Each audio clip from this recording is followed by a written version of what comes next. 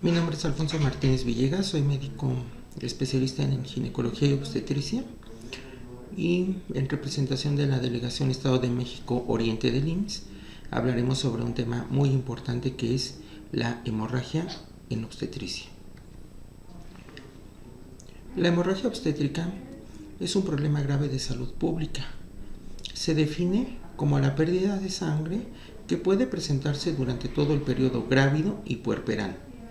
Se considera que después de un parto la pérdida debe ser mayor de 500 mililitros o después de una cesárea mayor de 1000 mililitros. Es muy importante recalcar que la hemorragia obstétrica puede provenir hacia genitales internos o externos. Es decir, puede encontrarse en la cavidad peritoneal o ser visible ya hacia genitales externos. Actualmente se considera como hemorragia masiva la pérdida hemática que requiere más de 10 concentrados globulares para su manejo en un periodo de 24 horas. Desde el punto de vista epidemiológico, la Organización Mundial de la Salud reporta que aproximadamente existe un promedio muy cercano a ligeramente más de 500,000 muertes maternas en un año, de las cuales aproximadamente el 25% de esos casos son relacionados con hemorragia obstétrica. Y es muy importante recalcar que más de la mitad de estas muertes maternas ocurren durante las primeras 24 horas posteriores a un parto. Es importante señalar que además de la muerte materna, la hemorragia obstétrica genera secuelas como síndrome de dificultad respiratoria, coagulopatías, choque hipovolémico y en algunos casos pérdida de la fertilidad. La preocupación que genera la hemorragia obstétrica es que muchas de estas muertes maternas pueden ser previsibles hasta en un 80% de los casos. En México, la hemorragia obstétrica es la segunda causa de muerte materna dentro de las causas directas, solamente superada en el contexto actual por COVID-19 y preeclampsia. La razón de mortalidad materna por esta causa en México actualmente es de 14.3 por cada 100,000 nacidos vivos. La hemorragia obstétrica puede ser ocasionada por una gran cantidad de patologías que se manifiestan durante el estado grávido o el puerperal. Sin embargo, la atonía uterina sigue siendo actualmente la principal causa de hemorragia obstétrica en países en vías de desarrollo, incluyendo el nuestro. En algunas ocasiones los recursos para contrarrestar este evento urgente, como pueden ser el uso de uterotónicos, soluciones parenterales y la disposición de hemoderivados, pueden resultar insuficientes para resolver una emergencia obstétrica. Como mencionamos anteriormente, la hemorragia obstétrica puede ser ocasionada por una gran cantidad de patologías. Sin embargo, esta presentación está enfocada para que hagamos énfasis sobre los criterios para el manejo de la hemorragia obstétrica y principalmente hablaremos sobre la atonía uterina, que es la principal causa de hemorragia obstétrica. Dentro de las patologías que generan hemorragia, tradicionalmente nosotros las clasificamos en hemorragias de la primera mitad y de la segunda mitad del embarazo. En esta sección hablaremos sobre 3 patologías muy importantes que son el aborto, el embarazo ectópico y la enfermedad trofoblástica gestacional. El aborto se define tradicionalmente como la pérdida, expulsión o extracción del producto de la gestación antes de las 21 semanas o cuando el peso fetal es menor de 500 gramos. La incidencia de aborto espontáneo es aproximadamente de un 15% del total de los embarazos que se diagnostican clínicamente. El aborto se considera un síndrome, ya que no se conocen los mecanismos que pueden causar el aborto en las primeras 12 semanas, pero generalmente se deben a muerte del embrión por anomalías genéticas, alteraciones cromosómicas, alteraciones del trofoblasto o por enfermedades maternas preexistentes, por ejemplo, endocrinopatías. Entre ellas podemos mencionar algunas muy importantes como la diabetes, el hipotiroidismo. También por infecciones, hipertensión arterial, por mencionar algunas patologías. Las manifestaciones clínicas del aborto y el abordaje terapéutico van a depender del estadio clínico en que se encuentre la paciente al momento de recibir atención obstétrica. Existen Bueno, muchas presentaciones clínicas, aquí mencionamos las más importantes dentro de la historia natural de la enfermedad, como puede ser la amenaza de aborto, el aborto en evolución, un aborto completo o un aborto diferido. Como ya mencionábamos anteriormente, el tratamiento va a depender del estadio clínico en que se encuentre la paciente. Por ejemplo, algunas pacientes pueden acudir a buscar atención médica con un cuadro clínico que corresponda a amenaza de aborto, en el cual puede haber la presencia de dolor obstétrico, dolor pélvico, contracciones uterinas, la presencia de sangrado vaginal en cantidad escasa, pero al realizar la valoración clínica no encontramos modificaciones cervicales. Si al realizar la valoración complementaria con ultrasonografía se corrobora que hay vitalidad e integridad de las membranas coremnéticas, pues el tratamiento puede ser conservador, incluyendo medidas generales como puede ser la dieta, el reposo en casa, disminuir actividad física. Puede, de acuerdo a las guías de práctica clínica, prescribirse antibióticos si existe alguna infección que pueda estar ocasionando el cuadro clínico, y se pueden utilizar uteroinhibidores o incluso progesterones. Otro ejemplo del tratamiento es cuando tenemos un aborto incompleto. Generalmente las manifestaciones más frecuentes son la presencia de dolor o cólico abdominal, la presencia de sangrado vaginal y la presencia de modificaciones cervicales, y que se corrobore a través de la exploración física la presencia de expulsión parcial de los tejidos del embarazo, o por ecografía cuando ya no hay vitalidad del embrión y solamente se reporta la presencia de cogenicidad mixta, sugestiva de presencia de tejido o restos ovulares dentro de la cavidad uterina. En estos casos el manejo es muy diferente al de una amenaza de aborto. Generalmente va a requerir tratamiento que puede ser desde médico hasta quirúrgico, como puede ser el AMEO, que es una de las modalidades de tratamiento, o el legrado uterino instrumental.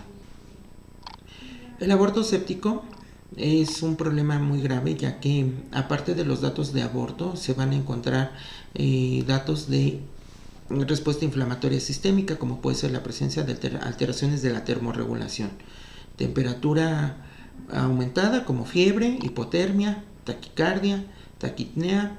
Puede acompañarse también de hipersensibilidad abdominal, dolor abdominopélvico, dolor en la movilización del útero, o la presencia de secreción purulenta fétida o hematopurulenta, y generalmente afección del estado general de la paciente.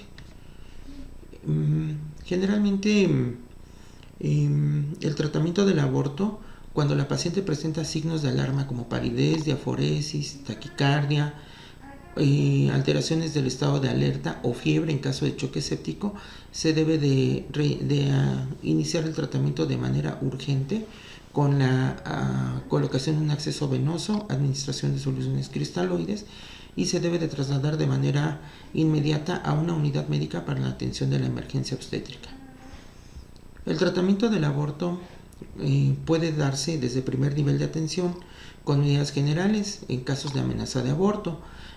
También puede ser necesario realizar estudios de laboratorio complementarios como prueba de embarazo, biometría hemática, las pruebas para determinar grupo sanguíneo y RH, prueba de glucosa, examen general de orina, prueba de VDRL, y explicar a la paciente que si los datos son mínimos, como una amenaza de aborto, el tratamiento puede llevarse de manera ambulatoria en casa, pero hacer hincapié en que si los síntomas de aborto, como puede ser el dolor o la hemorragia, aumentan de manera importante, se puede trasladar a la paciente a un segundo nivel o un tercer nivel de atención para su tratamiento, y lo debe de realizar de manera urgente.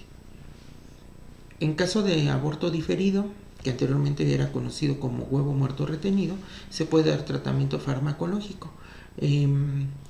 Si se cuenta con la experiencia adecuada por parte del equipo médico, generalmente se recomienda que este tratamiento sea solamente en pacientes estables con hemorragia leve.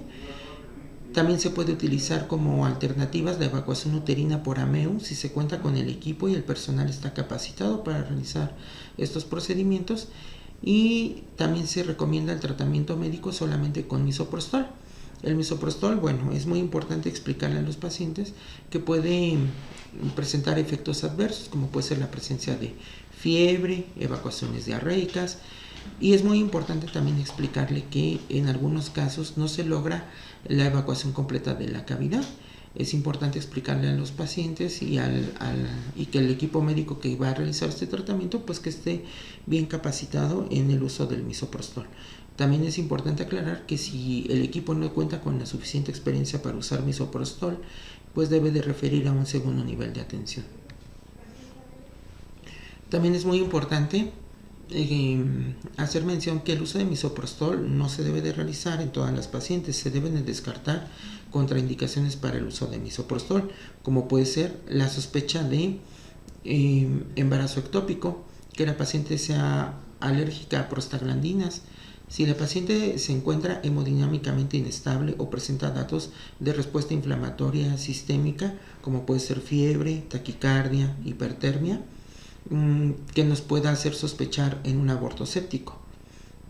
También está contraindicado en pacientes con enfermedad trofoblástica gestacional, antecedente de enfermedades de la coagulación o que esté tomando anticoagulantes, como por ejemplo aspirina o algún otro anticoagulante. En caso de existir dispositivo intrauterino, se debe de retirar antes de utilizar el misoprostol. El manejo del aborto en el segundo nivel, en los casos de aborto incompleto, aborto en evolución, aborto inevitable y aborto diferido, va a depender del número de semanas que tenga la paciente. Es muy diferente el manejo antes de las 12 semanas que posterior a ese número de semanas. El aborto completo es una forma clínica difícil de diagnosticar o de establecer. Se refiere a la expulsión total del producto de la gestación y los anexos. Cuando existe duda acerca de un aborto completo, se debe de realizar aspiración manual endouterina o legrado uterino instrumental en caso de no contar con personal o equipo capacitado. En caso de sospecha de embarazo ectópico, se debe de trasladar a la paciente a una unidad médica de segundo o tercer nivel para la atención oportuna de la emergencia obstétrica. Algunos pacientes con patología de aborto pueden presentar hemorragia abundante o presentar estado de choque. Es muy importante el manejo adecuado del estado de choque. Cuando tenemos pacientes en esas condiciones, es muy importante verificar que se cuente con una vía aérea permeable, verificar parámetros muy importantes como puede ser la respiración y la circulación, y es primordial el canalizar a nuestros pacientes para tener un acceso venoso y administrar soluciones cristaloides o en su momento, si el estado de choque lo amerita, hemoderivados. Es importante verificar los signos vitales cada 15 minutos y se debe de complementar la atención tomando estudios de laboratorio muy importantes como puede ser la biometría hemática, la química sanguínea, los tiempos de coagulación, incluso una gasometría arterial, que nos pueden servir como parámetros para determinar la necesidad de hemotransfusiones, descartar que el estado de choque ya esté comprometiendo órganos importantes como puede ser la función renal, descartar alteraciones de la coagulación. Es muy importante colocar una sonda vesical para estar vigilando los volúmenes urinarios y es muy importante en los casos de hemorragia obstétrica por aborto administrar uterotónicos para mermar o minimizar la hemorragia como una alternativa en lo que se da el tratamiento quirúrgico adecuado, ya sea AMEU o legrado. Los uterotónicos en el aborto pueden ser de diferentes tipos. De primera elección se encuentra la oxitocina y existen diferentes esquemas para administrar la oxitocina. Podemos encontrar también la ergonovina dentro de nuestro arsenal de medicamentos para responder a esta emergencia obstétrica, pero es muy importante pues no administrar nunca la ergonovina en pacientes con enfermedades como hipertensión arterial. Misoprostol también puede ser una alternativa muy importante y la ventaja del misoprostol es que se puede administrar por diferentes vías como vía rectal o vía sublingual. Es muy importante no olvidar que estas pacientes con hemorragia obstétrica muy importante en casos de aborto deben de ser trasladadas a una unidad médica que cuente con la capacidad resolutiva, con personal capacitado para el manejo de la emergencia obstétrica. En casos de aborto séptico es muy importante la antibioticoterapia. Existen muchos esquemas, pero los recomendados por las guías de práctica clínica son combinar penicilina sódica cristalina junto con esquemas de gentamicina. Y es muy importante entender que estas pacientes no pueden manejarse de manera ambulatoria ni en unidades de primer nivel. Se debe de trasladar la paciente a un segundo nivel de atención independientemente de la edad gestacional. El embarazo ectópico forma parte de las principales causas de hemorragia obstétrica durante la primera mitad del embarazo. Se define como la implantación del huevo fecundado que ocurre fuera de la cavidad endometrial. Esta patología, si bien no es tan frecuente como el aborto, sí es muy importante, ya que es la primera causa de muerte materna en el primer trimestre del embarazo. Existen diferentes sitios para implantación del embarazo ectópico, pero generalmente el más frecuente es en la trompa de falopio, en la porción ampular. Existen otras localizaciones que, si bien no son tan frecuentes, también pueden ser muy peligrosas, como la localización cervical intersticial en el istmo, y en un porcentaje muy pequeño se puede localizar en el ovario o en la región abdominal.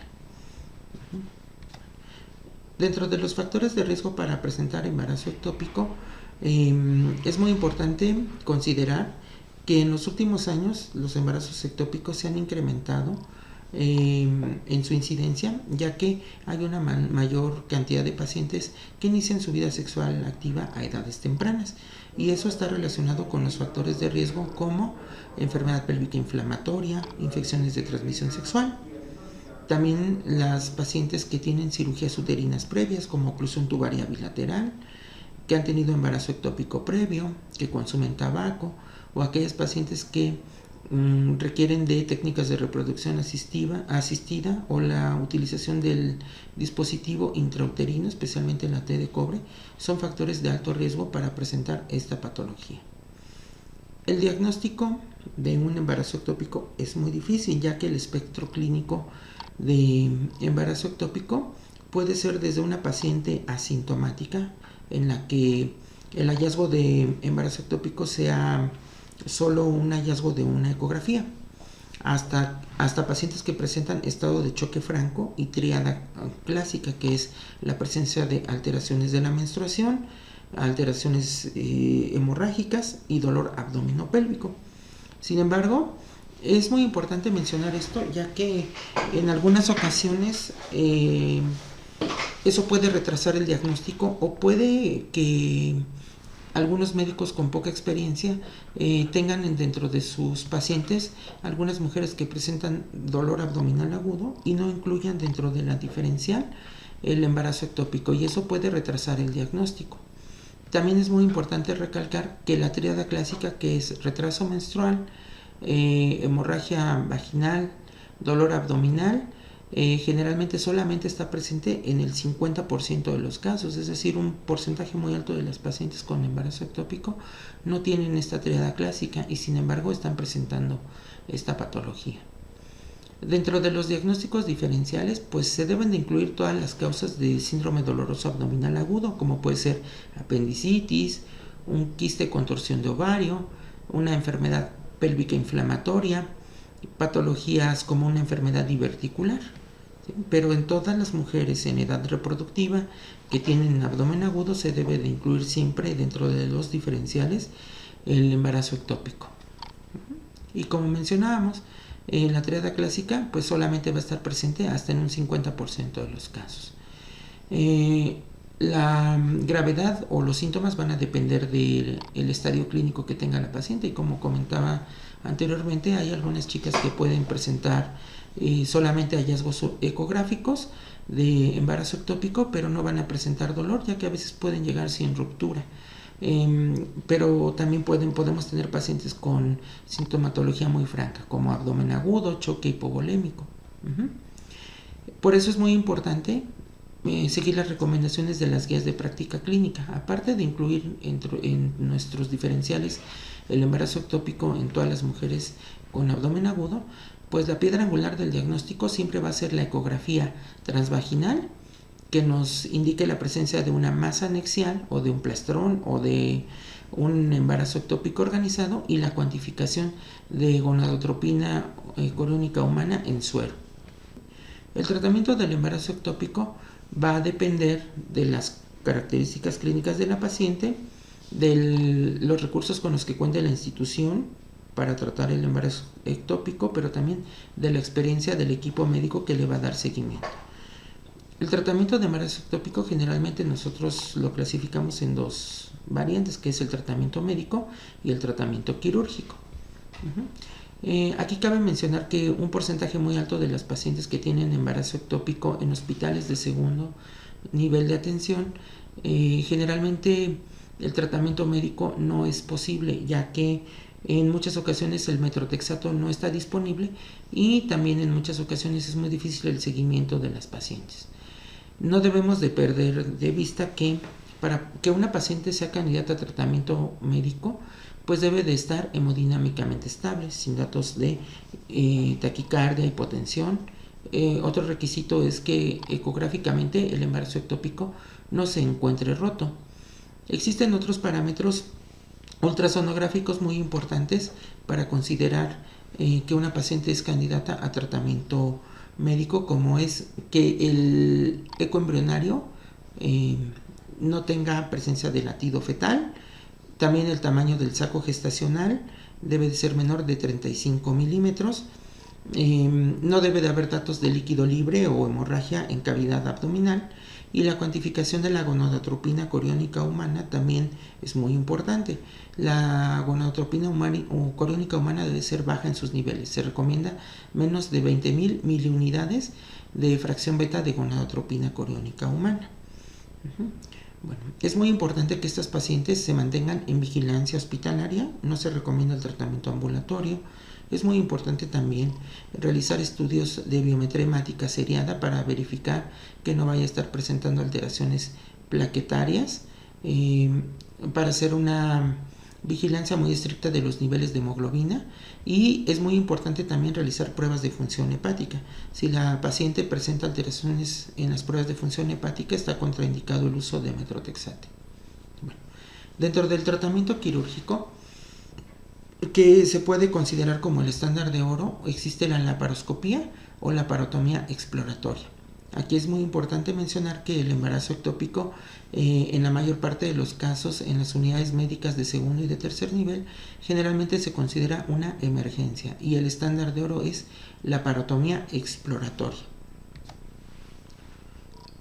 La enfermedad trofoblástica gestacional es la tercera patología que, junto con el embarazo ectópico y el aborto, forman los principales diagnósticos diferenciales de hemorragia obstétrica durante la primera mitad del embarazo. La enfermedad trofoblástica gestacional se define como un conjunto de enfermedades que pueden tener un comportamiento benigno o maligno. Se caracterizan por la proliferación anormal del trofoblasto, por una degeneración hidrópica de las vellosidades coriales y por la producción de un marcador tumoral específico, en este caso la producción de gonadotropina coriónica humana. Y algo muy importante es que estas gestaciones pueden acompañarse o no de la presencia de tejido embrionario o fetal. La incidencia en México es baja. Se considera que aproximadamente 2.4 por cada 1000 embarazos pueden complicarse con esta patología. Y como mencionábamos, no hablamos de una sola patología, hablamos de un grupo de enfermedades. Se clasifica en mola, que puede ser completa o incompleta, mola invasora, coriocarcinoma y tumor del sitio placentario. Estas enfermedades se consideran únicas, ya que van a tener la presencia de su marcador tumoral, que es la gonadotropina coriónica humana, y también porque hay una relación inmunobiológica entre la enfermedad y el huésped. Dentro de los factores de riesgo para desarrollar enfermedad trofoblástica gestacional se encuentra la edad materna. La edad materna, por arriba de los 40 años, aumenta de manera muy importante el riesgo para presentar o desarrollar enfermedad del trofoblasto. Alteraciones nutricionales como una ingesta baja en carotenos, nivel socioeconómico bajo, la presencia de un embarazo gemelar, la raza oriental y el antecedente de enfermedad trofoblástica en embarazo previo. Es muy importante mencionar que los datos clínicos característicos de esta enfermedad generalmente son la hemorragia, pero a diferencia del aborto y del embarazo ectópico, generalmente tiene ciertas características, generalmente se presenta de manera profusa, en cantidad escasa, generalmente puede durar varios días, generalmente es muy difícil que lleve en poco tiempo a una paciente a un estado de choque hipovolémico y puede acompañarse de datos muy característicos como puede ser, aparte del retraso menstrual, la presencia de dolor en epigastrio, que al explorar a la paciente encontremos un útero pues con un crecimiento mayor a lo esperado para el número de semanas que tiene, es decir, un útero mayor a la menorrea. Al auscultar o buscar intencionadamente el latido fetal puede no encontrarse o no ser audible el latido fetal o tampoco palpar partes fetales y puede haber un aumento de los síntomas neurovegetativos. Es muy característico que estas pacientes presentan generalmente mucha náusea o incluso pueden presentar hiperemesis. También algo muy importante es que algunas de estas pacientes pueden llegar a desarrollar síntomas muy parecidos a hipertiroidismo, taquicardia, diarrea, nerviosismo por la cantidad tan elevada de gonadotropina coriónica humana, que como recordamos, pues tiene una similitud estructural con la hormona TSH, lo cual puede provocar una estimulación de manera indirecta de las hormonas tiroideas. También puede haber presencia en la ecografía de quistes ováricos bilaterales que se llaman quistes de la teca luteínica. Aquí en esta diapositiva podemos observar cómo un ovario puede presentar un aumento de volumen muy importante, la presencia de muchas lesiones quísticas que se conocen como quistes tecaluteínicos. Y algo muy importante que debemos de mencionar es que en una paciente con sospecha de embarazo ectópico por datos clínicos, por datos ultrasonográficos, siempre debe ser referida a una unidad médica que tenga con los recursos suficientes para poder confirmar el diagnóstico y resolver la complicación. En los hospitales de segundo y de tercer nivel, el diagnóstico se va a corroborar mediante los datos clínicos, estudios de gabinete que pueden ser la ultrasonografía, las determinaciones de gonadotropina coriónica humana y algunos estudios complementarios. De acuerdo a las guías de práctica clínica, debemos de verificar si los datos de la enfermedad están limitados al útero o está presentando comportamiento metastásico. Por eso es muy importante realizar determinaciones de biometría hemática, grupo sanguíneo y RH, lo que es una química sanguínea con pruebas de función hepática y renal, el examen general de orina, realizar pruebas cruzadas en caso de que la paciente llegue a presentar hemorragia para tener disponibilidad de hemoderivados y descartar alteraciones de la coagulación. Todo esto se debe de realizar antes de evacuar una mola, y también es muy importante realizar dentro de los estudios de extensión una tele de tórax, un ultrasonido abdominopélvico y hepático biliar. Entonces aquí tenemos una ecografía hepática que forma parte de los estudios de gabinete que se le piden a las pacientes para descartar alteraciones de comportamiento metastásico. Una vez que tenemos protocolizada nuestra paciente, vamos a evacuar la mola. Si la paciente presenta estado de choque, pues debe de corregirse de manera previa a evacuar la mola. El manejo debe ser individualizado de acuerdo a las condiciones de cada paciente.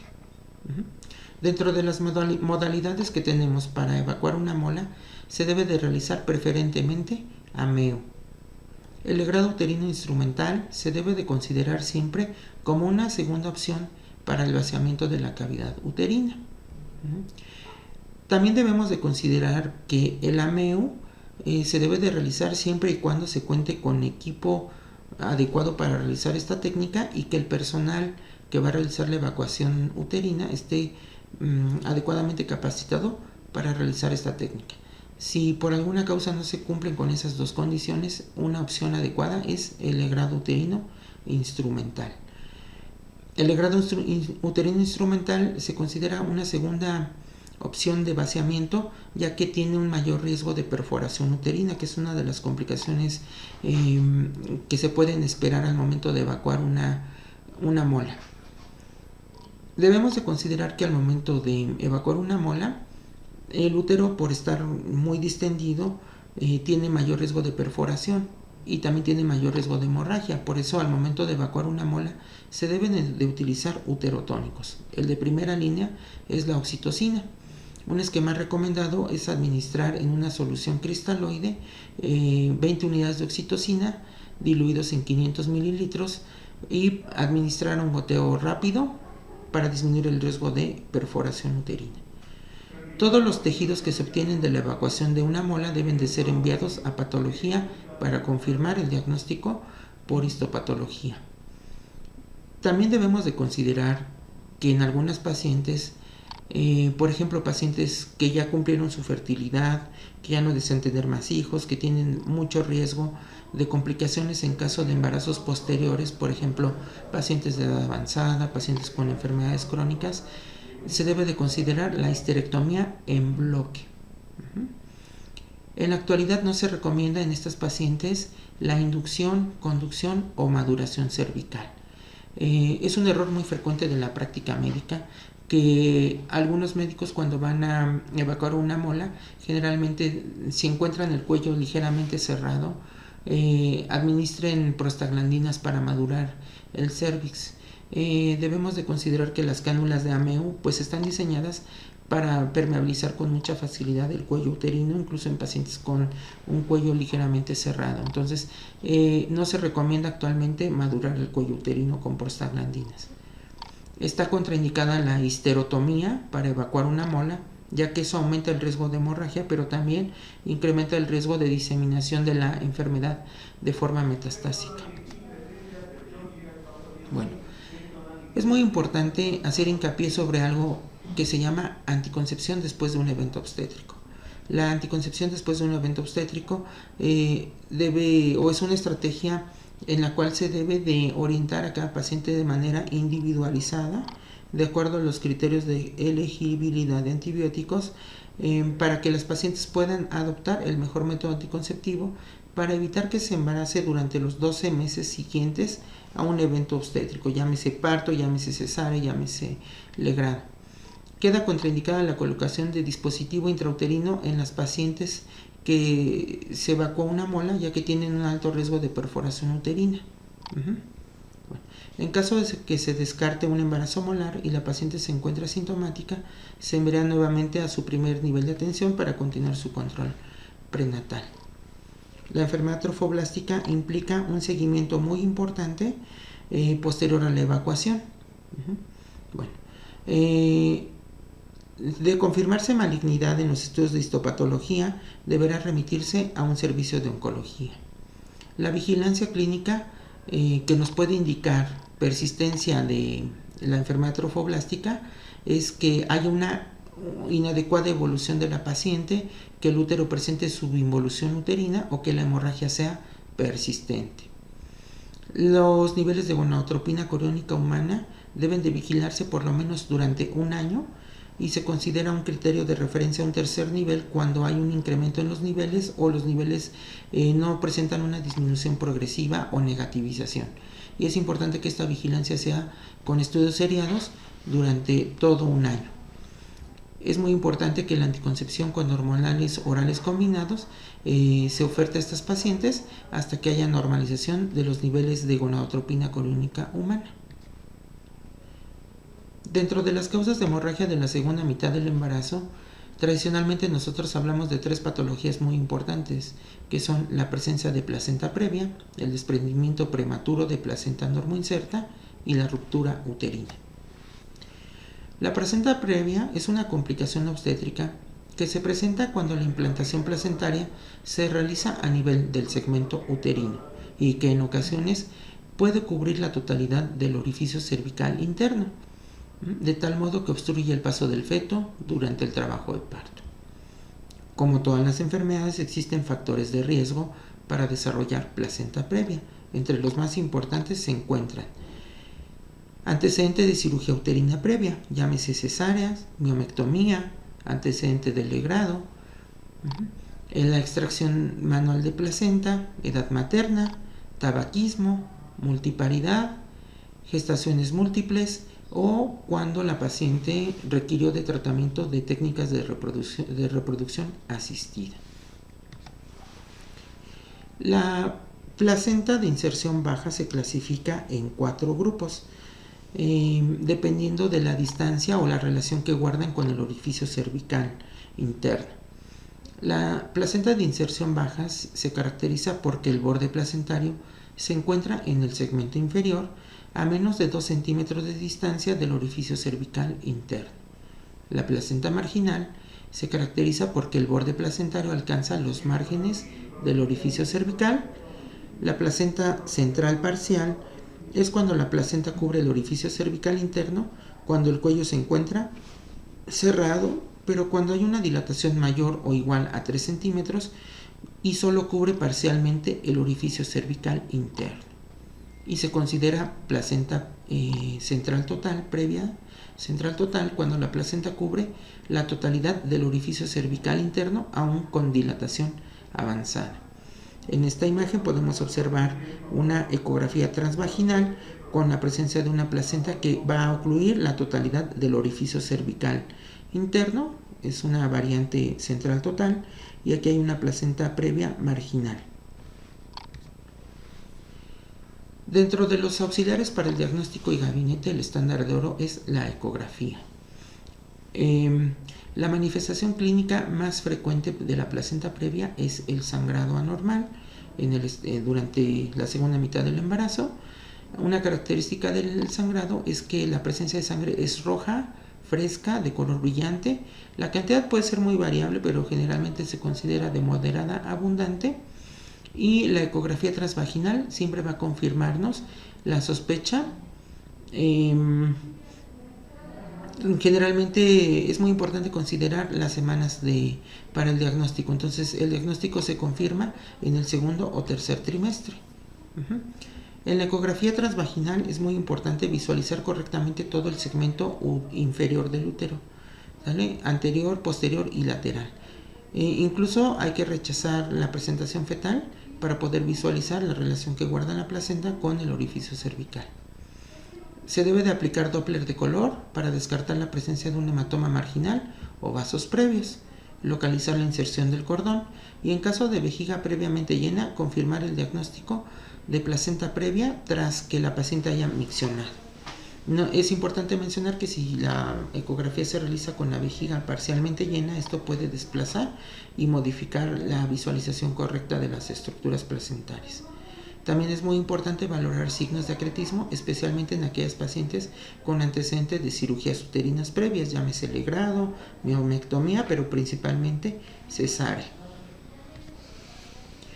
El protocolo de tratamiento durante el segundo trimestre. Bueno, es muy importante en todos los niveles de atención.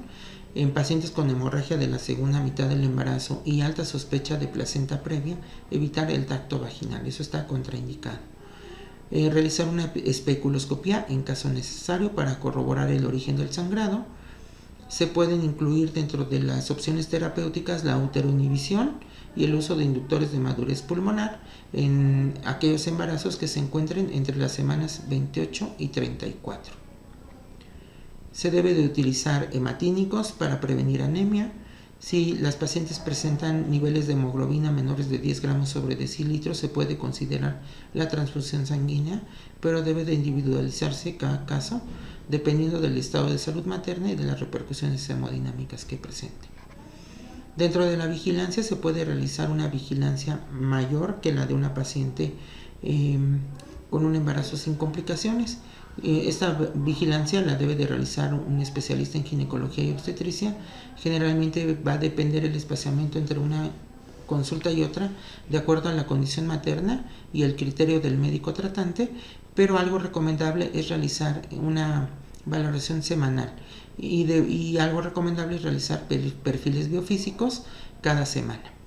A las pacientes que tengan grupo sanguíneo y RH negativo no inmunizadas con diagnóstico de placenta previa, se sugiere administrar gamma globulina anti-D la semana 28 o 32 de la gestación.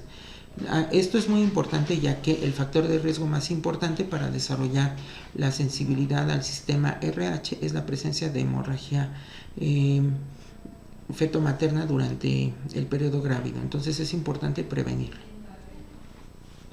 Los criterios para interrumpir una gestación en segundo o tercer nivel de atención cuando presentan placenta previa es la operación de cesárea de forma inmediata cuando la hemorragia es grave y condiciona alteraciones hemodinámicas como hipotensión, taquicardia, estado de choque. Y eso va a ser independientemente de la edad gestacional. Se debe de realizar cesárea corporal cuando la placenta se encuentre en el segmento uterino anterior. También otra recomendación es interrumpir el embarazo por vía abdominal al corroborarse madurez pulmonar fetal, preferentemente antes de la semana 36. En caso de que exista hemorragia, se debe de realizar histerectomía total abdominal, estando contraindicada la histerectomía subtotal. El desprendimiento prematuro de placenta normoinserta se define como la separación parcial o total de la placenta normalmente insertada en la cavidad uterina, siempre que ocurra después de las 20 semanas de gestación y antes del tercer periodo del trabajo de parto. Forma parte de las principales causas de hemorragia de la segunda mitad del embarazo y su incidencia se calcula aproximadamente en 1 por cada 200 embarazos.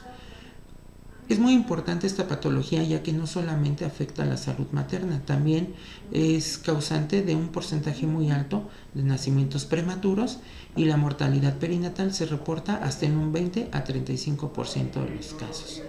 Dentro de los factores de riesgo más importantes para desarrollar desprendimiento prematuro de placenta normoinserta se encuentran los estados hipertensivos asociados al embarazo, el consumo de tabaco y cocaína,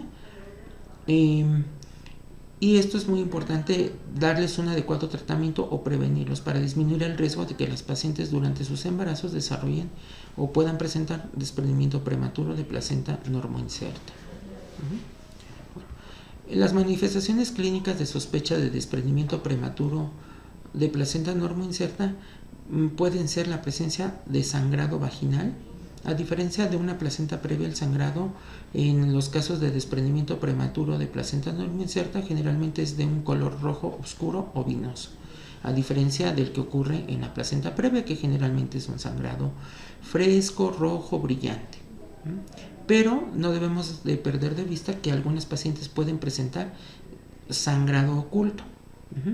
El líquido amniótico puede tener un aspecto vinoso o sanguinolento, puede haber hipertonía o alteraciones en la contractilidad uterina como taquicistolia. Un útero de una paciente con desprendimiento prematuro muy importante puede presentar dolor intenso, súbito, localizado en el útero. El útero puede percibirse hipertónico y muy doloroso. Generalmente, a diferencia de la placenta de inserción baja o placenta previa, el desprendimiento prematuro de placenta normoinserta, si tiene un porcentaje de desprendimiento muy alto, puede comprometer de manera muy importante el aporte de oxígeno hacia el feto y puede acompañarse de hipomotilidad fetal, disminución de los movimientos del bebé, incluso bradicardia o incluso de un óbito. Puede condicionar estado de hipovolemia y choque hemorrágico, y también pueden presentarse datos de coagulopatía mientras el útero continúe ocupado. Las manifestaciones clínicas de sospecha en desprendimiento prematuro de placenta normoinserta van a depender de la severidad y del tiempo de duración del desprendimiento. Los datos clínicos más característicos pueden ser la presencia de hemorragia vaginal, a diferencia del embarazo que está complicado con una placenta previa, que se caracteriza por un sangrado rojo, fresco, en cantidad variable. En casos de desprendimiento de placenta puede ser un sangrado de color rojo, oscuro o vinoso. El líquido amniótico también puede tener un aspecto vinoso o sanguinolento. Generalmente, si el desprendimiento es muy importante, va a afectar la dinámica uterina y puede haber hipertonía. En algunas ocasiones, taquicistolia. Los úteros pueden percibirse muy dolorosos, incluso con un tono muy aumentado y persistente. El dolor abdominal puede acompañar también el cuadro clínico, puede ser súbito y constante, pero generalmente relacionado con la localización del útero, un útero hipertónico y muy doloroso.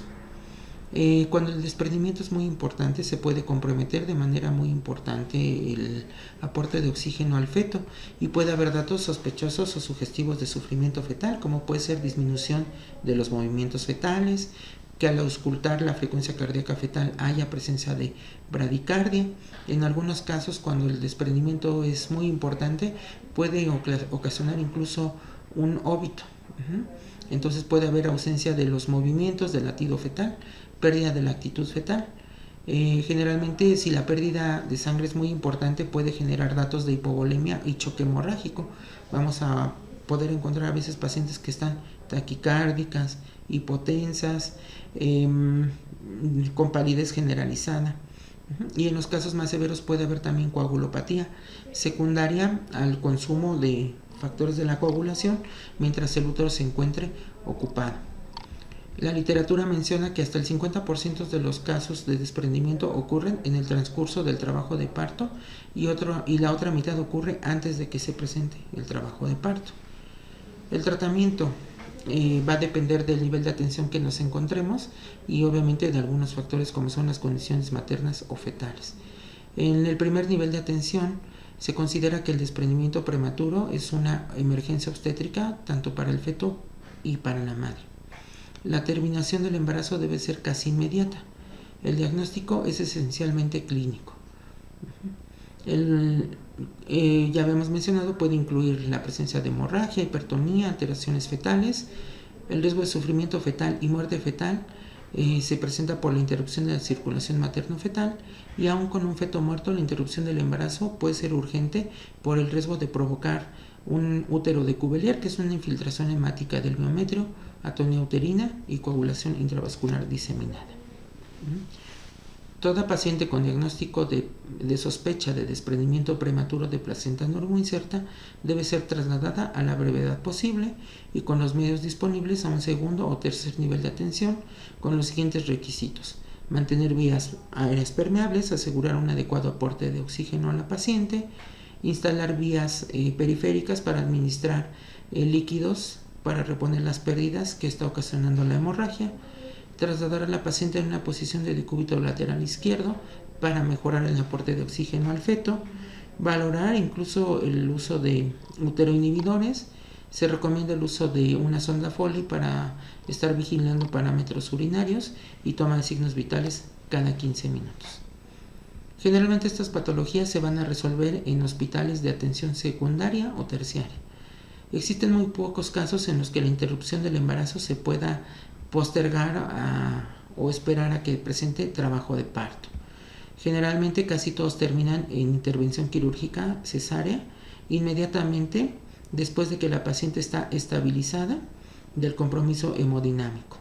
Se realiza la operación cesárea bajo anestesia general con la corrección simultánea de los trastornos de la coagulación que pueden estar presentes y en caso de encontrar infiltrado hemático, o sea, útero decubelear, se debe de considerar cesárea histerectomía, ya que existe un riesgo muy importante de atonía posterior a la intervención quirúrgica, necrosis, sepsis y muerte, además de coagulopatía intravascular diseminada.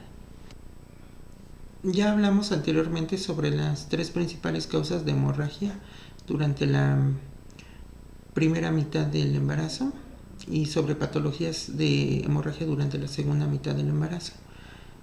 En este momento vamos a hablar acerca de la principal causa de hemorragia obstétrica, que es la hemorragia posparto secundaria a atonía uterina.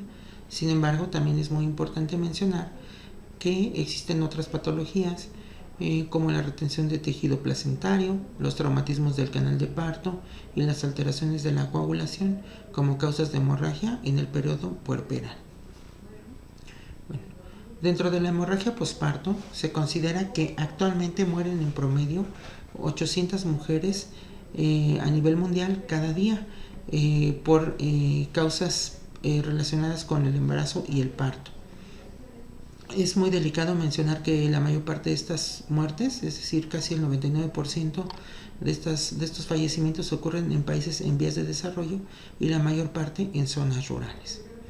Además de causar muertes maternas, estos cuadros o alteraciones o patologías pueden producir un número muy importante de casos de morbilidad materna extrema o casi muerte, representados por la necesidad de histerectomías, transfusiones, desarrollo de coagulopatía, choque hipovolémico, anemia severa, y pueden terminar en un daño permanente en órganos blancos.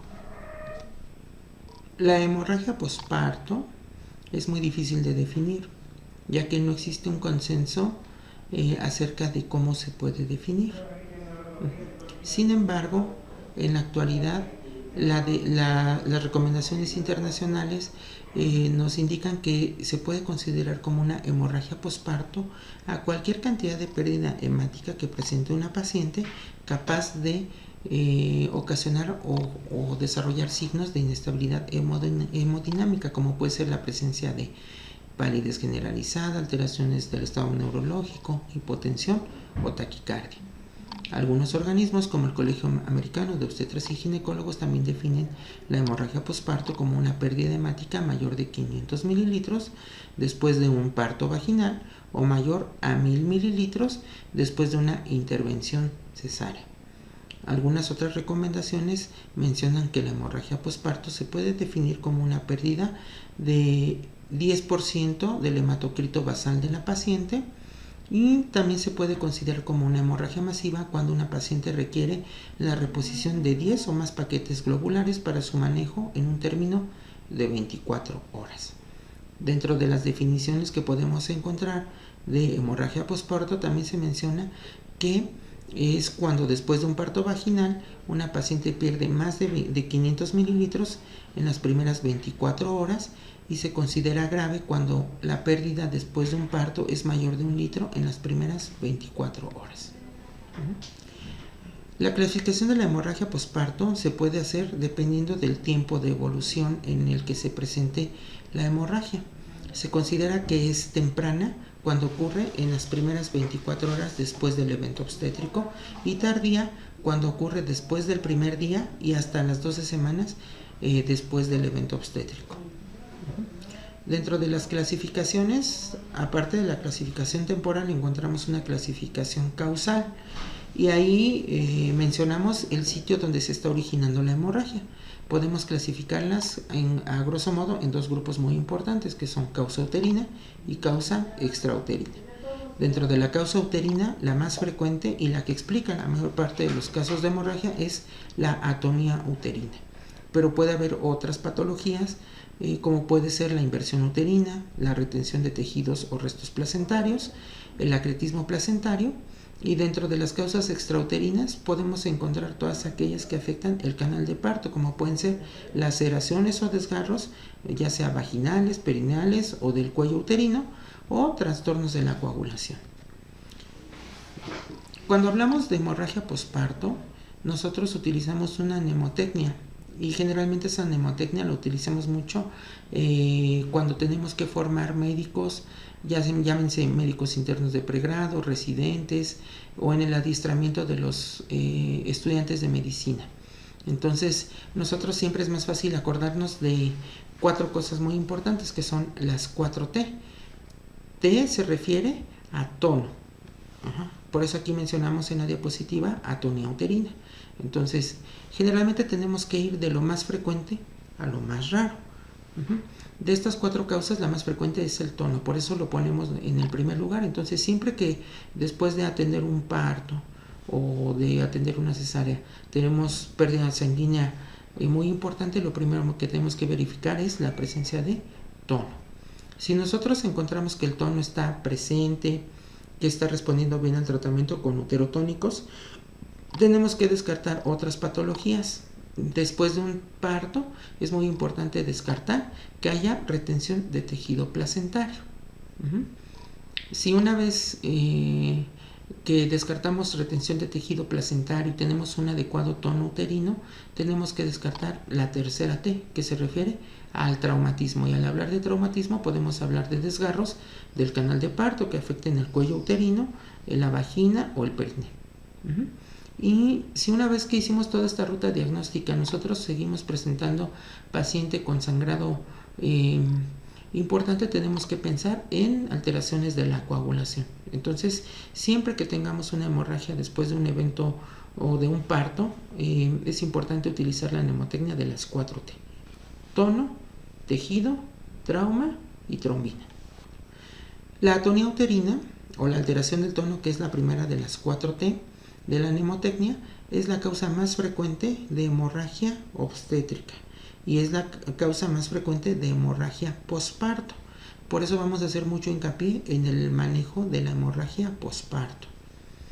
La atonía uterina se define como la alteración que se presenta cuando el miometrio no se contrae después del alumbramiento, y esto va a generar una pérdida sanguínea anormal a nivel del lecho placentario.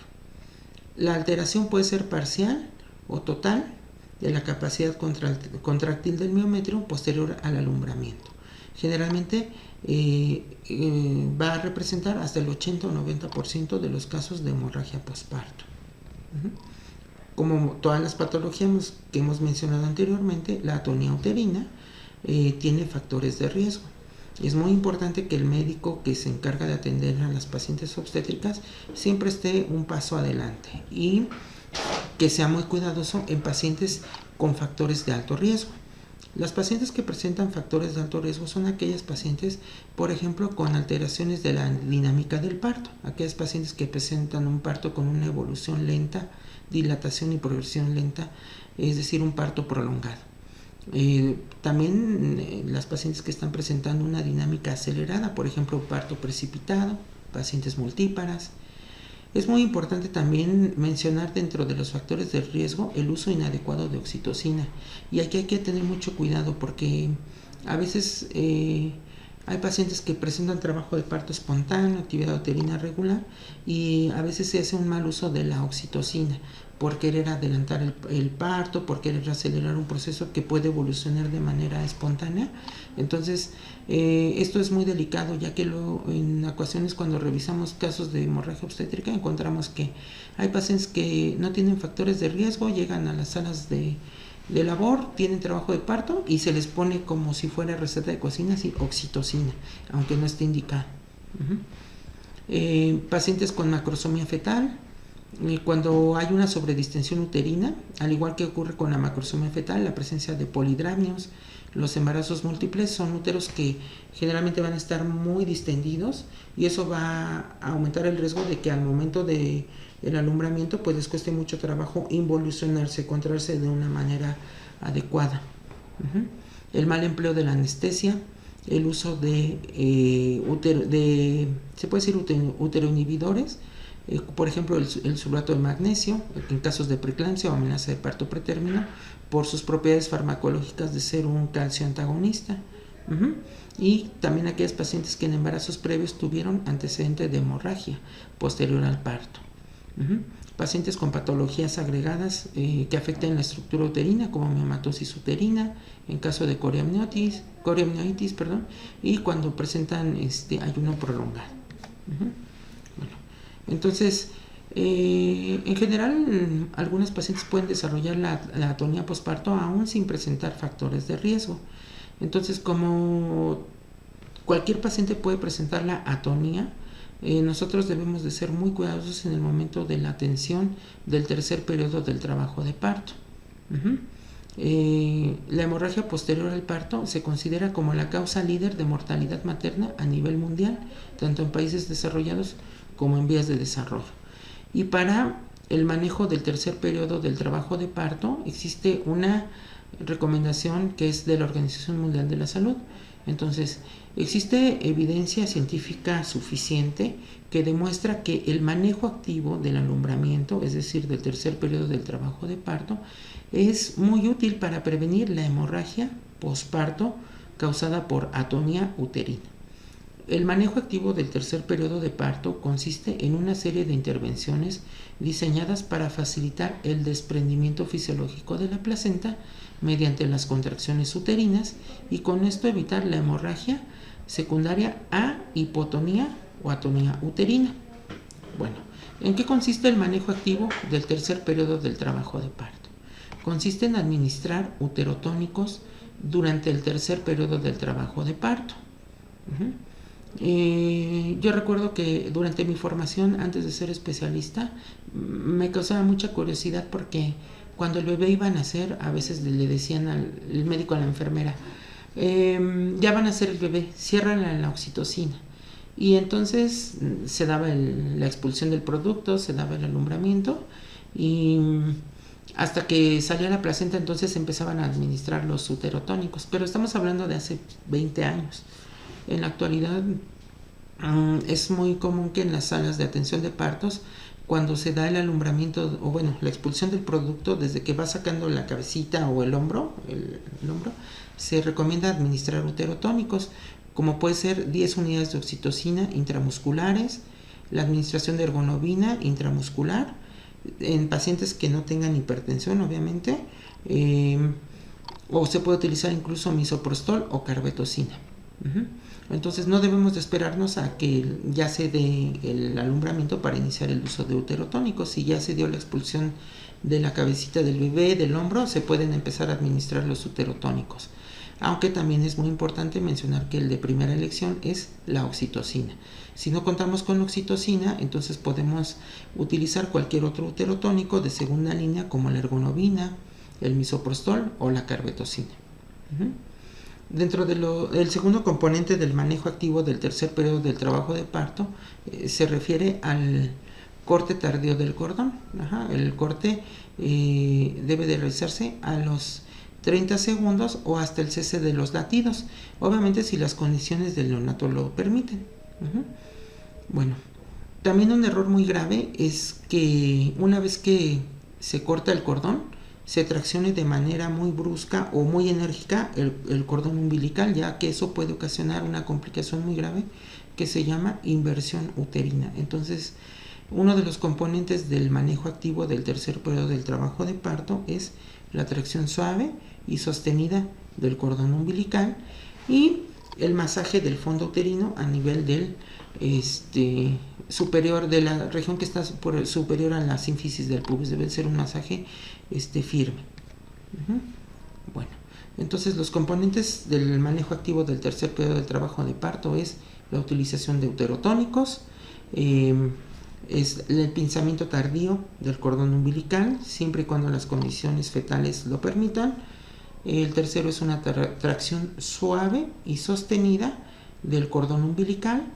Y el cuarto elemento es un masaje del útero por encima de la sínfisis del pubis. ¿Cómo vamos a diagnosticar una atonía uterina? El diagnóstico de atonía uterina fundamentalmente es clínico y se basa en la presencia de sangrado persistente, incluso en cantidad abundante, y la presencia de un útero hipotónico. Eso se realiza palpando el abdomen de la paciente.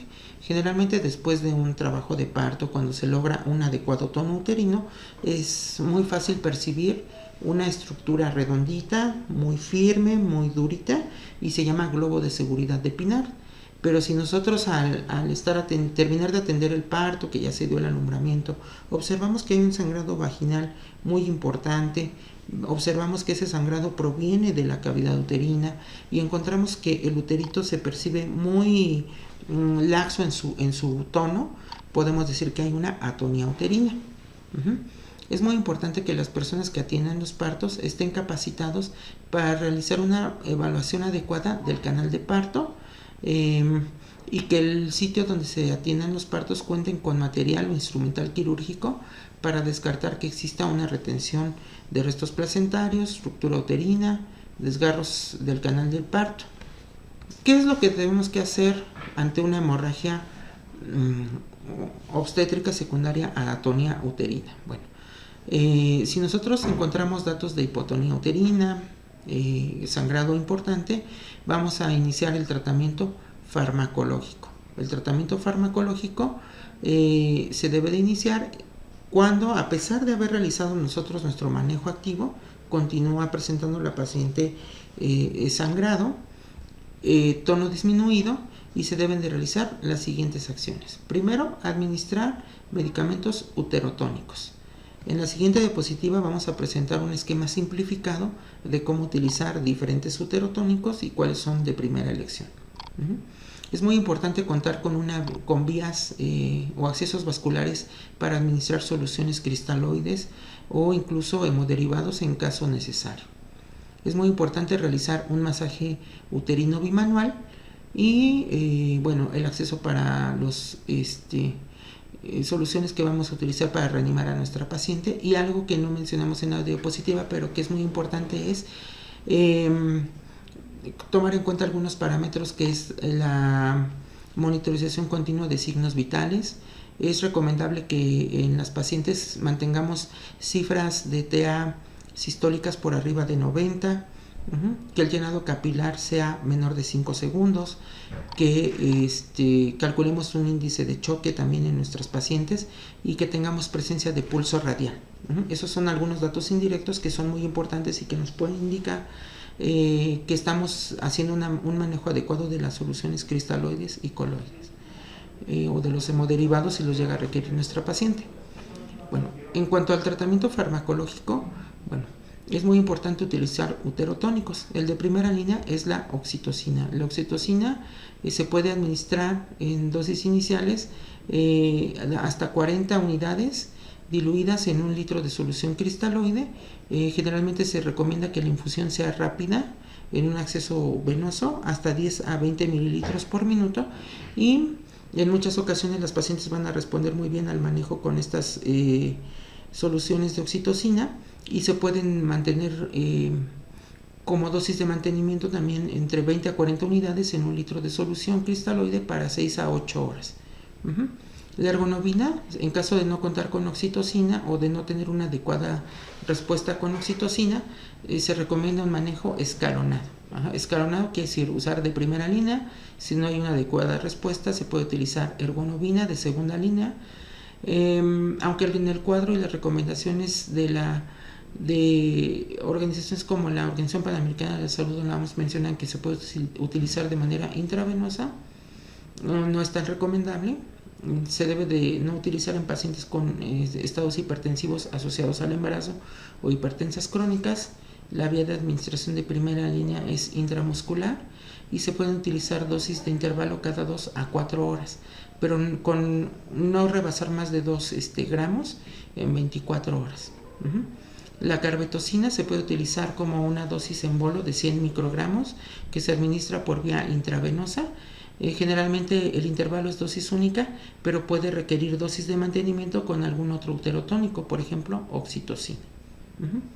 El misoprostol, que es un análogo sintético de la prostaglandina E1, puede administrarse por vía sublingual o por vía rectal. A diferencia de los fármacos que se mencionaron anteriormente, tiene un inicio de su efecto más lento y se puede asociar algunos efectos adversos, como puede ser la presencia de diarrea o de fiebre. Generalmente los intervalos son cada 4 horas y la dosis inicial generalmente puede ser suficiente, y las dosis de rescate se pueden hacer con otros uterotónicos, como por ejemplo oxitocina. El gluconato de calcio también forma parte de las opciones terapéuticas como un uterotónico. Es muy importante mencionar que no se debe de administrar intramuscular o subcutáneo, ya que puede ocasionar una quemadura o necrosis del sitio donde se administró. Debe de administrarse diluido y debe de administrarse en una infusión muy lenta, y se deben de estar vigilando por sus efectos que puede tener en la función cardíaca, la frecuencia cardíaca materna.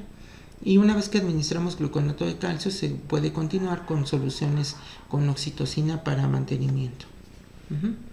Aparte del manejo farmacológico con uterotónicos, contamos con técnicas de compresión uterina bimanual, en la cual pues tenemos que contar con el apoyo de otros especialistas para que no sea tan traumático y doloroso para la paciente. La compresión uterina bimanual forma parte de las estrategias para detener una hemorragia por atonía, y consiste en que el médico que está teniendo la atonía, con su guantecito introduzca su puño en la cavidad vaginal y con su otra manita va a colocar por encima de la sínfisis del pubis. Va a hacer una presión muy enérgica para comprimir entre sus dos manos, la que está dentro de la cavidad vaginal y la que se encuentra en el abdomen, comprimir el útero para ayudar a que logre mejorar el tono y disminuir la hemorragia. Aquí viene una descripción.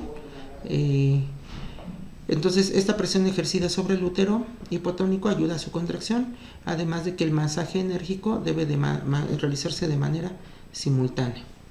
Dentro de las técnicas que se mencionan también para el manejo se encuentra el taponamiento uterino. Lo mencionamos aquí solo como anecdótico, generalmente ha caído en desuso. Se basaba en la utilización de algunas compresas para introducirlas en la cavidad abdominal.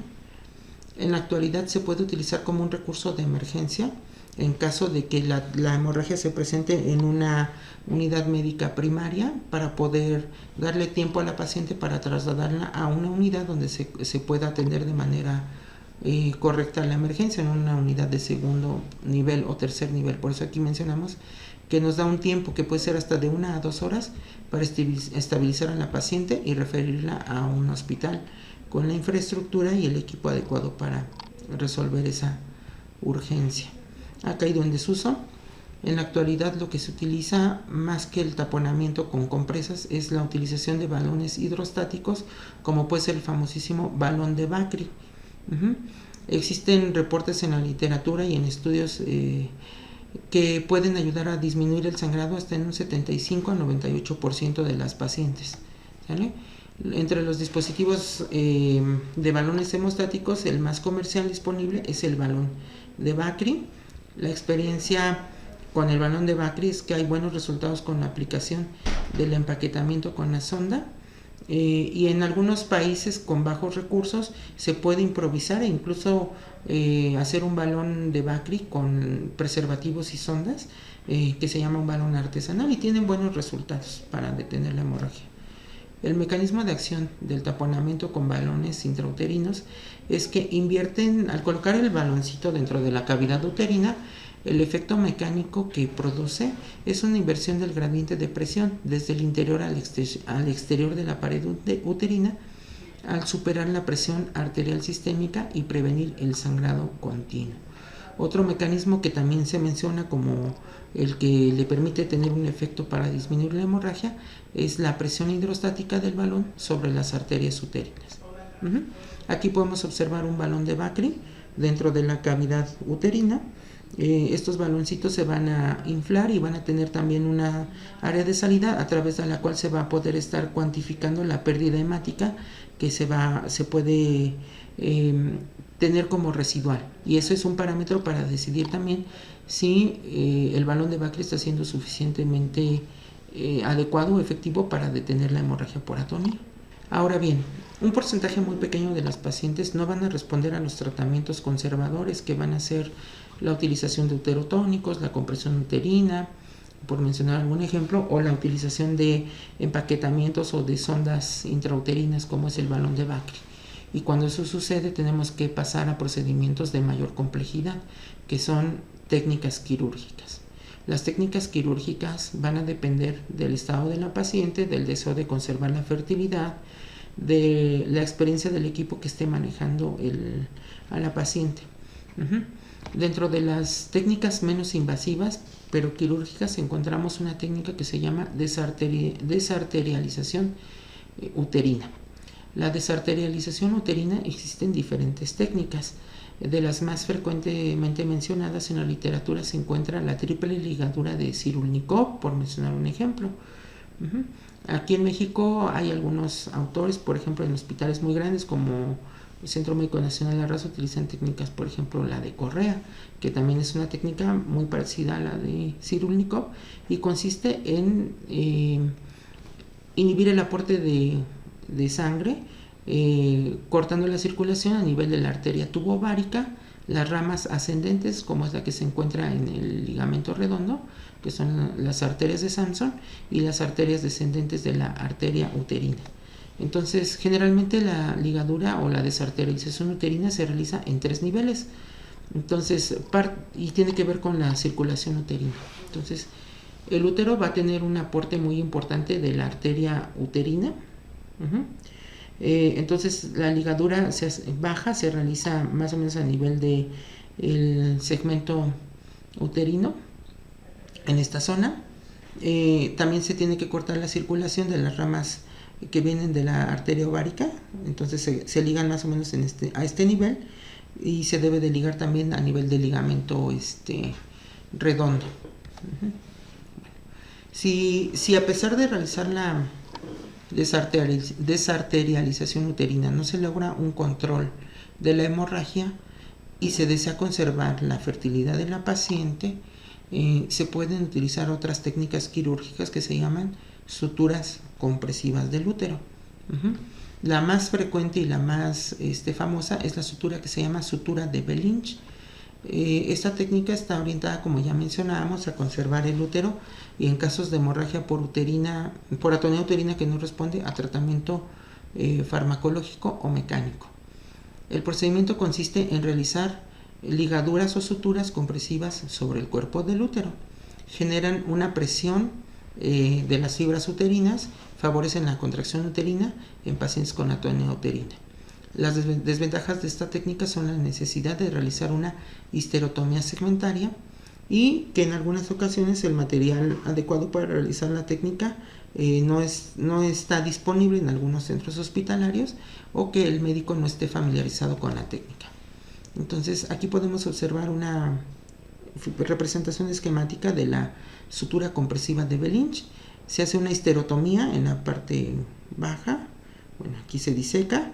Generalmente se coloca en la primera sutura en la parte anterior del útero, se va a recorrer hacia la parte posterior, y a nivel de los ligamentos uterosacros en la parte posterior se va a hacer se va a colocar de manera transversal la sutura, vuelve a salir por la parte posterior, se vuelve a introducir en la parte anterior, y después se tiene que comprimir el útero con la ayuda del médico que está auxiliando al quirúrgico. Se va a comprimir de manera enérgica el útero, y entonces se tienen que traccionar con mucha fuerza los hilos para lograr una compresión enérgica del útero. Pero hay que tener mucha precaución, porque debemos de estar vigilando muy bien que en la parte posterior no vayamos a pexiar un asa intestinal, ¿sale? Ya que un error muy frecuente de los médicos novatos es que al traccionar enérgicamente la sutura descuidan la parte posterior y se puede pexiar un asa. Entonces es muy importante visualizar de manera directa al momento de traccionar con firmeza la sutura y lograr que se comprima bien el útero, no pexiar un asa intestinal. Aquí podemos observar una representación esquemática de una Belinch modificada. Se observan los sitios donde se incide. Aquí está la histerotomía. Aquí se observa los sitios donde se introduce la sutura en la pared anterior del útero. La línea punteada nos indica dónde va corriendo la sutura en la parte posterior del útero. Aquí se hace se introduce la sutura en la cara posterior del útero de manera transversal a nivel de los uterosacros. Después vuelve a salir hacia la parte anterior y se van a ligar en la parte anterior. Existen muchas técnicas aparte de la técnica de Belinch. Aquí solamente las mencionamos. Dentro de las más frecuentes se mencionan la sutura de Hyman, la técnica de Hochot, Pereira, por mencionar algunas. Lo cierto es que hasta el momento actual no existe un estudio que demuestre que alguna de estas técnicas es superior a la otra, ¿sale? No hay ensayos clínicos demostrados. Lo que sí podemos mencionar de las suturas compresivas es que demuestran una efectividad aproximadamente del 97% de los casos de hemorragia que no responde a tratamiento médico o a farmacológico. Tratamiento farmacológico o compresión uterina. La eficacia de la sutura compresiva uterina es difícil de evaluar por muchas razones y puede no ser significativamente clínico, ya que el número de pacientes es muy pequeño. Dentro de las técnicas quirúrgicas, de las más avanzadas se encuentra la ligadura de las arterias hipogástricas. Las arterias hipogástricas se deben de utilizar cuando no hay una respuesta adecuada a las técnicas anteriormente mencionadas: suturas compresivas, farmacológico, desarterialización uterina. Nos puede ayudar a controlar de manera eficaz la hemorragia posparto, previniendo así la necesidad de una histerectomía. Esta ligadura logra controlar o disminuir la hemorragia al convertir el sistema arterial en un sistema venoso mediante disminución de la presión del pulso en un 85%. Existen muchas técnicas. Aquí en México el estándar de oro es la técnica Gala del doctor Abel García. Sí requiere un entrenamiento especial. Es muy delicado realizar la disección del área del retroperitoneo, y la persona que debe de realizar la ligadura de las arterias hipogástricas debe estar muy familiarizado con la técnica, pero también con la anatomía, ya que si no está familiarizado con la técnica puede ocasionar alteraciones muy graves, como es la ligadura de la ilíaca externa, que pueda haber perforación o lesión de la vena, con presencia de un hematoma, una pérdida de sangre muy importante, o que pueda confundir las estructuras vasculares con los ureteros. Entonces hay que tener mucha precaución. Las personas que realicen la técnica de ligadura de arteria hipogástrica deben de ser personas bien capacitadas para realizar la técnica y que puedan diferenciar bien la anatomía. Cuando los métodos mencionados anteriormente no son suficientes para detener la hemorragia, se tiene que tomar la decisión de una histerectomía obstétrica o cesárea histerectomía. Y aquí el tiempo es el principal determinante para evitar los daños graves a la salud de las pacientes. Si ya tenemos una paciente con deterioro muy importante, ya tiene fertilidad satisfecha, que ya intentamos todas las técnicas mencionadas y no logramos corregir la hemorragia, tenemos que ser muy decididos a llevar a la paciente a la histerectomía obstétrica. Después de la histerectomía obstétrica, algunas técnicas que pueden ayudar a detener el sangrado pueden ser los empaquetamientos abdominales, como el tipo Miculix, que consiste en aplicar compresas quirúrgicas en el hueco pélvico. Estas compresas se deben de retirar generalmente en un periodo de 48 a 72 horas después de haberlas colocado, y esta técnica generalmente es cuando ya presentan datos de coagulopatía. Finalmente hablaremos de manera muy sencilla sobre otras causas de hemorragia obstétrica diferentes al tono uterino. Entonces, dentro de la retención de tejido placentario es el alumbramiento incompleto, puede presentarse después de un parto o una cesárea, y se caracteriza por la presencia de restos de placenta o membranas en la cavidad uterina. El dato clínico va a ser la presencia de sangrado vaginal fresco con coágulos, puede haber una subinvolución uterina, puede haber sangrado fétido en algunos casos, generalmente cuando ya tiene muchas horas de evolución, puede haber fiebre y dolor abdominal. El diagnóstico de retención de restos es clínico por la presencia de subinvolución uterina, sangrado persistente, pero se puede complementar con una ultrasonografía endovaginal, en el cual va a presentar una sensibilidad del 81%. Los datos va a ser un útero subinvolucionado, imagen ecogénica intrauterina hipervascularizada, engrosamiento endometrial o ecos mixtos dentro de cavidad uterina y una interfase irregular entre el endometrio y el miometrio. El tratamiento generalmente se va a dar en unidades de segundo o tercer nivel, incluye uterotónicos para mejorar la contractilidad del útero. Generalmente son úteros que por estar distendidos o grandes tienen mucho riesgo de perforación. El uso de uterotónicos disminuye ese riesgo. Debe requerir también la presencia de antibiótico-terapia y legrado uterino instrumentado. Dentro de los traumatismos, que es otra de las causas de hemorragia posparto, en la mnemotecnia de las TES mencionábamos tono, tejido y trauma, se encuentran los desgarros del canal vaginal o del cervix uterino. Se definen como soluciones de continuidad del canal de parto que se presentan después de un parto. Los desgarros tienen grado variable. En cualquier lugar de donde se presenten, se pueden clasificar en distintos grados. Ahorita mencionamos las características. Dentro de los factores de riesgo, pues son más frecuentes en pacientes que presentan parto de productos o bebés muy grandes, macrosómicos, ¿sale? Atención de un parto en presentación pélvica, cuando el parto es instrumentado, por ejemplo, utilización de forceps, o cuando hay parto precipitado. Los de primer grado comprenden la mucosa vaginal, la horquilla y la piel del periné. Los de segundo grado comprenden el cuerpo perineal, lesionando también el músculo transverso del periné y pueden exponer el esfínter anal. Y los de tercer grado se subdividen en dos grupos, que son completo e incompleto. Los de tercer grado comprenden el cuerpo perineal con lesión del esfínter anal y músculos perineales profundos. Se considera incompleto cuando solo comprende el esfínter anal y completo cuando involucra la mucosa rectal. Anteriormente se mencionaba una clasificación en 4 grados. Y el que era tercer grado incompleto Se decía es tercer grado, y cuarto grado era cuando se mencionaba el que involucraba la mucosa rectal. Siempre que se atiende un parto, se debe de verificar el tono, hacer una revisión adecuada de la placenta para verificar que no haya retención de tejido, y siempre se debe de revisar visualmente el canal de parto, el cérvix, la vagina, para descartar la presencia de estas lesiones. Generalmente el diagnóstico es clínico. Generalmente son más frecuentes, como menciona esta diapositiva, cuando es un parto muy difícil, cuando hay productos macrosómicos, cuando es un parto instrumentado, y se caracterizan por la presencia de sangrado fresco y rutilante.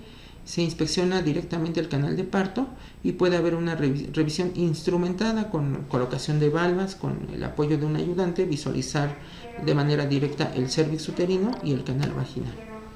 Generalmente el tratamiento de estas lesiones se realiza en el momento con sutura de las lesiones que se encuentren. Generalmente los desgarros de primer grado no tienen una dificultad técnica tan compleja como los desgarros de tercer grado. Los desgarros de primer grado generalmente se pueden reparar con colocación de puntos separados con sutura reabsorbible como CAD crómico del 0 o calibre 3 ceros. Los desgarros de segundo grado deben de incluir un cierre por planos. Empezamos por los planos profundos, que es el plano muscular o perineal, con puntos separados de catgut crómico, y después con puntos separados en los planos superficiales. Los desgarros de tercer grado no los puede realizar una persona sin capacitación, si requieren la atención por un médico experto, ya que requieren la reparación de la mucosa rectal. Generalmente eso ya es competencia de un ginecobstetra, incluso puede llegarse a requerir la intervención o el apoyo de un médico especialista en coloprocto para reparación del daño que se ocasiona en la mucosa rectal. Esto no lo puede hacer una persona que no esté capacitada para reparar la mucosa rectal, el esfínter anal externo. Generalmente la reparación es por planos, y estas desgarros sí requieren un manejo especializado. Finalmente, dentro de las alteraciones de la coagulación o trombina, pues debemos de descartar enfermedad de von Willebrand, ¿sale?, hemofilias o alteraciones de la coagulación por enfermedades como preeclampsia. La estimación de la pérdida hemática es un problema muy importante, ya que en la hemorragia obstétrica muchas veces se subestima la cantidad de pérdida sanguínea. No existe un consenso de cómo se puede calcular la pérdida hemática en estas pacientes, y hay muchas formas de calcular la pérdida hemática, como estimación visual, captación directa, toma de muestras, ¿sale? Dentro de la práctica clínica, la estimación visual de la pérdida hemática a lo largo de los años ha demostrado ser muy inadecuada, ya que generalmente el cálculo de pérdida hemática de las pacientes es muy inexacta, hasta en un 50% por debajo de los valores reales de la pérdida sanguínea. Los métodos ideales para calcular la pérdida hemática en estas pacientes incluyen pruebas como muestras de sangre venosa para determinar la concentración de hemoglobina, por mencionar algunas, pero tienen un problema: no son prácticos y no son económicos, y no están disponibles en la mayor parte de los entornos clínicos. Para calcular la pérdida hemática en una hemorragia o la clasificación del estado de choque, utilizamos tablitas como la que se presenta aquí, en la que mencionamos los datos clínicos, la cantidad de pérdida estimada, los síntomas que presenta la paciente, neurológicos, alteraciones de la perfusión, alteraciones en el pulso, de la presión arterial, y clasificamos los estados de choque en diferentes grados: grado 1, grado 2, grado 3 o grado 4, que es el más severo. Y otra herramienta de aplicación clínica que está disponible para todas las personas es el índice de choque. Es fácil de realizar y busca transformar parámetros que pueden ser la medición de signos vitales para calcular las pérdidas hemáticas. Entonces, en obstetricia el índice de choque es normal en valores de 0.7 a 0.9. Los valores superiores se consideran anormales. La evidencia ha demostrado que el índice de choque es el predictor más preciso de hipovolemia, y también es útil en la estimación de la pérdida de sangre masiva y en la predicción de transfusión sanguínea. Como conclusiones, la hemorragia obstétrica puede tener un origen amplio, porque son muchas patologías las que pueden presentarse a lo largo de todo el estado grávido y puerperal. La hemorragia posparto continúa siendo un problema grave de salud pública, tanto por la mortalidad y morbilidad asociadas. Un gran número de casos de muerte materna asociados a hemorragia obstétrica pueden ser previsibles. La hemorragia posparto por atonía uterino es la causa más frecuente de hemorragia obstétrica y explica la mayor parte de los casos de muerte materna por hemorragia. Unificar criterios para estimar las pérdidas hemáticas y por ende establecer medidas terapéuticas adecuadas resulta indispensable en el adecuado manejo multidisciplinario de estas pacientes. El manejo activo del tercer periodo del trabajo de parto ha demostrado ser una estrategia de bajo costo, fácil de aplicar y muy efectiva para prevenir la hemorragia por atonía uterina. El manejo farmacológico de la atonía uterina debe ser individualizado y buscando siempre los mejores resultados para la resolución de la hemorragia. Es importante recalcar que el manejo debe ser escalonado y en apego a las recomendaciones de las guías de práctica clínica. Debemos formar profesionales de la salud con competencias clínicas y quirúrgicas suficientes para responder ante un evento adverso tan grave como la hemorragia obstétrica. Dentro de las estrategias para disminuir la morbimortalidad materna se debe de considerar la anticoncepción posterior a un evento obstétrico. Gracias.